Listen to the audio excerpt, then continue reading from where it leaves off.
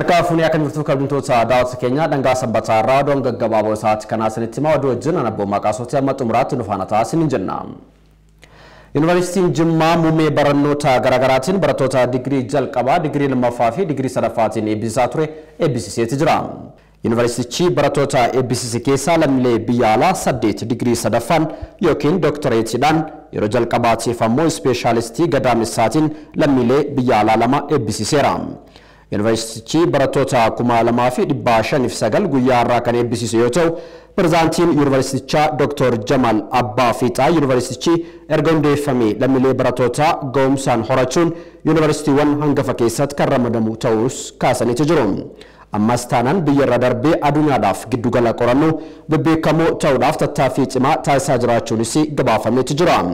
Almool fakkaatuun yuunivarsiitiin Haromayaa yeroo 67ffaadhaaf barattoota 1800 ol digirii jalqabaatiin akkasumas digirii lammaffaa fi sadaffaatiin eebbisiiseeti jira.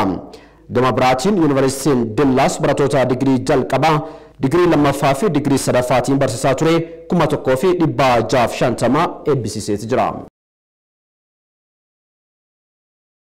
Oduma wal fakkaatuun yuunivarsiitiin Amboo barattoota 3900 ol eebbisiiseeti jira.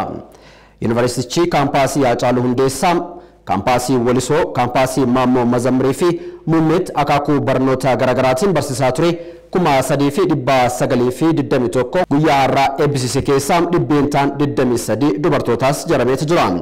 Barattootiin har'a yuunivarsiitichaa irraatii eebbisiise keessaa 344 barattoota digirii jalqabaa leenjaa turan yoo ta'u, 875 digirii lammaffaatiin yookiin ammoo maastarsiidhaan akkasumas 2 ammoo PhDdhaan kanneen barnoota isaanii hordofaa turanidhaas jedhameeti jira.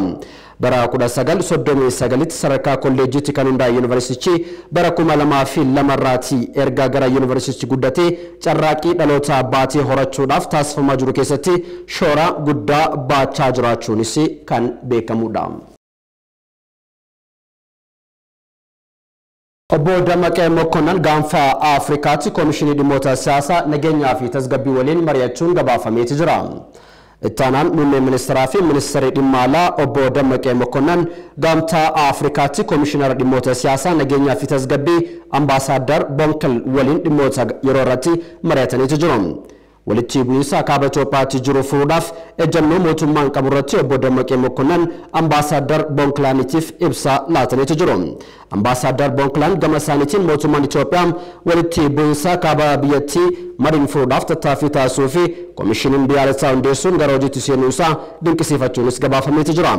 Yeroo ammaa kana gaagama Itoophiyaa fi Suudaan gidduutti uumame yaaddessaa ta'uu kaasuudhaan Itoophiyaan muudamicha tasgabbeessuudhaaf tarkaanfii fudhachuu kan dirqisiifatan ta'uu ragaan waajjira ministeera dhimma alaa irratti argame ni mul'isa. Ministeerri hojii fi ogummaa biiroolee naannolee fi dhaabbilee itti waamamaa waliin kallattii xiyyeeffannoo bara baajataa 2015 irratti mari'achuun gabaafameeti jira.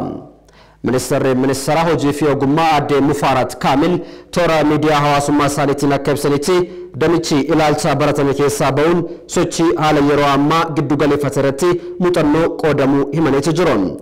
Waltajjiirratti qorannoowwan imala dimookiraasii biyyaalessaa fi itti fufiinsaa yaadamee haaraa irratti mari'atamuunis kaafameetu jira. Tattaaffii jijjiiramaa itti fufiinsaa fi hirkata ilaalcha haaraa sochii dinagdee kan jiran aadde Mufaarat dhimmoota riifoormii biyyaalessaa gaggeeffamaa jiru irratti yaada galtee ta'an hedduu kaa'us gabaafameetu jira. Yeroo ammaas yaada bu'uuraa jijjiiramaa nama irratti kan xiyyeeffate duudhaalee hawaasummaa gabbisuu fi qindoominaan gocha irratti xiyyeeffachuun marii gaggeeffamaa jiraachuunis gabaafameetu jira. Shakkamtootiin lammii Chaayinaa tokko ajjeesuun gara Keeniyaatti baqatan Interpoolii biyyaalessaa poolisii federaalaa Itoophiyaatiif dabarfamanii laatamuun gabaafameeti jira.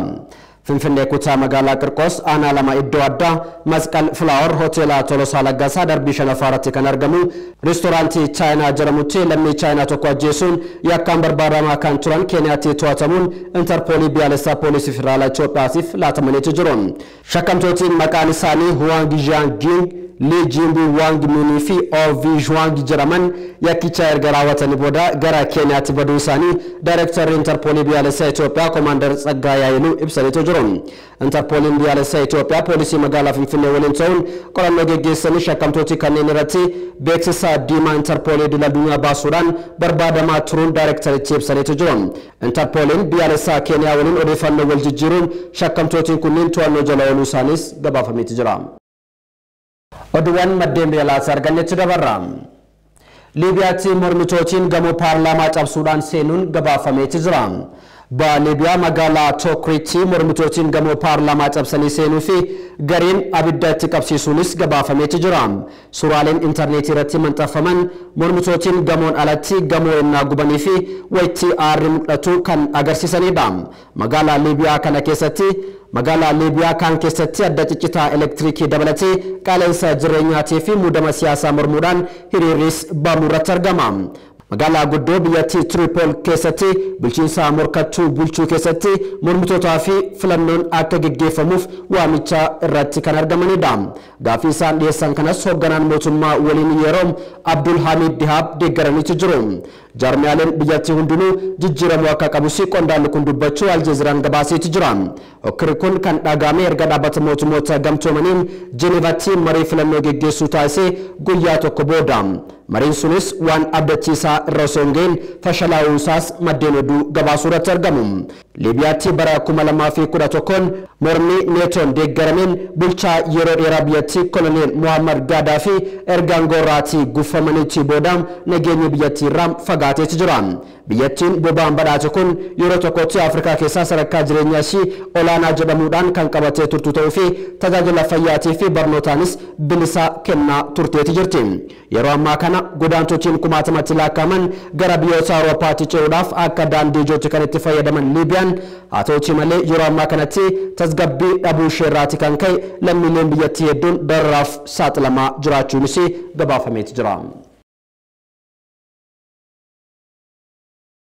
Oduuwwan gaggabaaboo dhangaa sanbataa irraa isin biraa gahaa turan xumuranitti jiru. Qophiileen keenya dhangaa sanbataa hafanitti fufuu daawwadhaa nagaatti.